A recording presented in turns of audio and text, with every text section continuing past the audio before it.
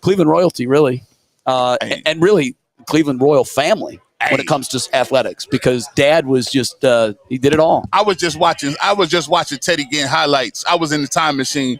I went and got in the time. I said, bro, they letting this man do whatever he want. Teddy Ginn had this stealth mode when his shoulders used to go down and his head used to move down. But he's gone. He's out of here. And the crazy thing was he never slowed down. Never. He could make a cut, and the reason he was so good and ran away from guys is because he would put his foot in the dirt, and if the corner or safety or whoever was chasing him thought that was their opportunity to get an angle and take him. And he now never slowed. And now his dad and legendary coach is with us as well. Coach, we were just asking your son. I said, when you coach youth football, are you your own coach? Are you taking from your dad? He's like, no. It's all my dad. That's what he said. Yeah, the philosophy is the same. Here, put the mic real close to you. Yeah, the philosophy is the same. That's the purpose of the program. Make sure that the kids are getting the same information that you got. Yeah. And that we can develop kids so they don't struggle when they get older. Where did you get it, though? Because it's all yours. Yeah. Well, God gave it to me. Oh, I love it. You developed some of it, and I'm sure it was a work in progress through the years, right? You'd add some things, drop some things. Yeah. And you're still doing it. The clients are different today, so we have to make sure that we're giving them the right information to make sure that they understand the purpose of why. How are they different? They're different. It's a opt-out generation. They want to opt out of things. Yeah. Wow. I haven't heard that phrase, but it seems appropriate. Yeah. So we don't opt out nothing. You know what I'm saying? Yeah. People are, when Ted and them came along, it was one voice, and it was mine. You got a ton of voices today. Yeah. And that's really destroying the situation of football, sports, and things like that, because they think they don't have to do this, they don't have to do that. They just opt out of everything. We're not opting out of nothing. I love that. That's a great motto. It really is. Yeah. So, and we have to make sure that your kids understand that you're the only one going to lose. The excuse that you use, don't bring it to the world. Now, with that being said, do you now find that it's a situation where you kind of reprove yourself to every generation, hey, that worked with Ted and them. Yeah. But this different. Do you find every couple of years you gotta let them know, hey, this is tried and true. I've been doing this, right? Absolutely. You got to trust the process. The process don't change. That people change because of the world, because of what everybody thinks. It's nothing different, bro. Yeah. It's the same. Yeah. They don't love football. They don't love sports like the kids before. They don't? No. Why? Is that because there's so many other outside distractions? Because of different voices. You understand? They think they can opt out of things. They can take this away there. No, the cake gonna only rise when you keep the same ingredients in it. You understand? You can't leave nothing out. If you leave something out, you're gonna get a whole cake. I mean, it's flat. You know what I'm saying? No, everything's remained the same. I tell the kids today that, and I say this too, and I say it publicly. I don't want 2 state titles in a row. I might have 1 or 2 kids who really love football. Out of all the kids on those rosters? Absolutely. Yeah. They don't love it. Compare that to Ted's generation. It seemed like that whole group lived football. We lived it, and even prior to them, they love football. It's real football. Yeah. They do what it takes. The kids today want to opt out of certain things to do less because they're so talented. Well, your kids were talented too. Yeah. But the difference is that they were willing to put in the hard work. And then when you put hard work and talent, you have champions. You guys superstars. Right. You know what I'm saying? See, Ted and them didn't start out with the talent. They worked to be talented. Wait. Teddy wasn't naturally gifted? No. Really? He was a bum. Come on. He was a bum in the 9th grade. I can't buy that. I tell people, really? I tell people this story all the time. When in 1997 we used to play Glenville, right? Yeah. I played for Camp McKinley. Absolutely. And that was the game where we felt like everybody was getting in. The year we played them, we won 72-0, right? Yeah. You remember that? I remember that. Reminded me that. But twice. Hold on. But I remind us twice. But I tell your coach that when that's just wrong. My brother played. When my brother played, I came back from college though. Yeah. And it was a different ball story. game. They had 7, 8, 9, 10 recruits. They beat they was the top of the top. It was like they was playing St. Nations as a city school. Yeah. And I said, where did they get all these? He said, man, Nations, that truth. It's a process. Yep. Because we went through it too. We got beat the brakes off by the nations. You beat up my high school in the state tournament last year, Sandusky Perkins. Yes. And they was good. Listen, I've been watching them since I left. Yeah. And in my view, and they've had some teams that went deep as well before. In my view, this was the best group because they've got Division I recruits. They've got more receivers. Top 5. Cold. Yes, phenomenal receivers. Yeah. And I talked to some of them before the game, and I said, "Listen, Glenville's different.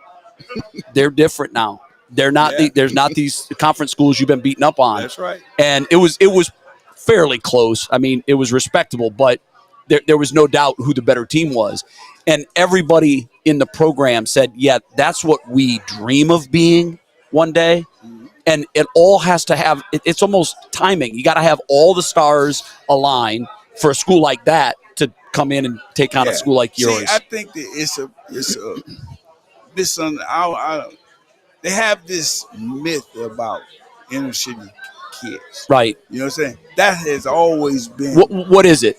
That we're not coached, we're not disciplined, and all that, not fundamentally sound. That's all you work on in football. Yeah. You know what I'm saying? That's all I talk about. We good. They born good. But how do you become great? 80% of the teams we play, if you put it based on talent, we're going to be 80% better than anybody. But it's the 20% that kill us. Yeah. You see what I'm saying? So you got to play those 80% like you're playing the 20%. So the people that we're playing that might be less talented than us, they kill us in the 20. Well, we're not fundamentally sound. We're not disciplined. We don't know what we're doing. That's where we lose the game. But we 80% better than anybody we play based on talent. Sure. Coach, how did you learn your process? Like, how did it start for you? It started in 97, but even before 97. Yeah.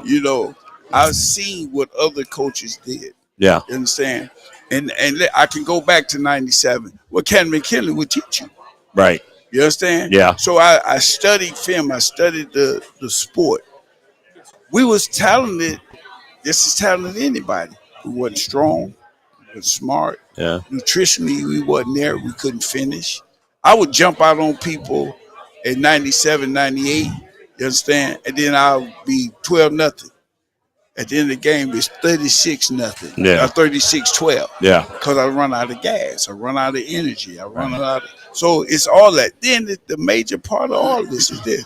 You got to have a spiritual base in it. You can't win it. You can't win this. Has that changed today? What you mean?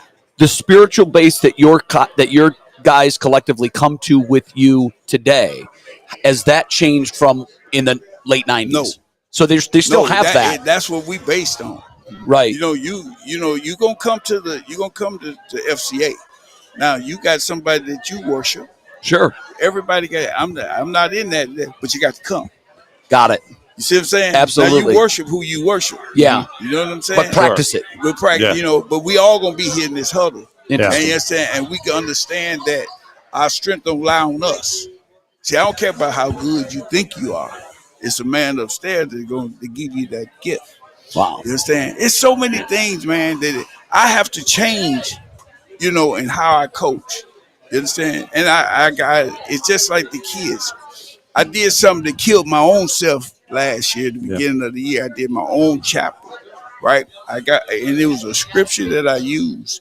And in that scripture, it teaches you how to the technique or the roadmap that you have to follow to get your spiritual gift that God give everybody. We all got them. Sure. You understand?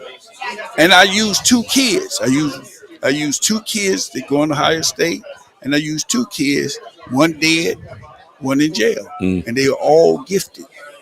Yeah. But I couldn't, and they all were seniors. But I couldn't focus them. It was based on focus with the scripture. That we all have a spiritual gift. But if you don't follow the guidelines, 2 did it, 2 didn't. One dead, one in jail. Wow. And I'm telling you, one of my kids was just as cold as Ted. Really? One that went the wrong way? Yeah, but 2 of them. One dead was like Dante So these 2 kids you're talking about had the talent of Teddy. Dante Wooden. Okay. He's Yes. dead. The one that in jail had to say he ran 37 as a 10th grader. and the 300 hurdles. If you know about that, I know exactly what that means. That's insane. That's crazy. That is crazy. Coach, real quick because I know you got to go. We want to give you a minute to brag about your granddaughter because your son was just telling us how good she is as a runner at such a young age. It must be exciting to see her perform. I'm so excited about that. You understand? And she's great. You understand? And she want her pawpaw to know that she do good. Wow. You know what I'm saying? Does she have the work side of it? Oh, yeah. See, Ted have done a great job with her over the winter. Last year she was okay, but Ted trained her, this past winter. And just give you an understanding, she run 25.8. 25.8 would probably been in the 2? In the 2. As an 8th grader. As an 8th grader, 13 years old. Yeah. Wow. She's rolling. I told Teddy this, and I mentioned this to you too. My son's the sprints jumps coach at Rutgers. Yeah. Let's talk. Absolutely. He's making deals. But that's how the business goes. Yeah. Sure. You know what I'm saying? So the one thing that I'm doing, Ted probably didn't tell you, I'm over to my own girls' school in September. Are you really? Oh, wow. For my granddaughter. So nice. I Good for you. No, that's awesome. Ted, good for you. That's awesome. Can you beat Teddy Jr. in golf? I don't know. I've never seen him play. Really? No. So we're about to find out. We're to find out. But he can't beat me. Nah. Hit him straight. Yeah. Thanks, Coach. You're the best. We appreciate you are the best. We're so blessed to have you in this area. Yeah. The good you've done is immeasurable. Yeah. And we appreciate you, Coach. Yeah. And I enjoy talking to you all the time. Thank you, Coach. Anytime. I keep remembering this guy. Well, I see him everywhere now. Every time he comes in, you're going to hear 72-0. Yeah, but he listen. He a public school. He in the thing. He a public school with 2 championships. We ain't got to mention that. But I need to tell you this. They cheated me yesterday at Ken McKinley. They got you. Yeah. Hey, good job, fellas. How many sacks? How many sacks did you have in that game? By the way, you remember? 30.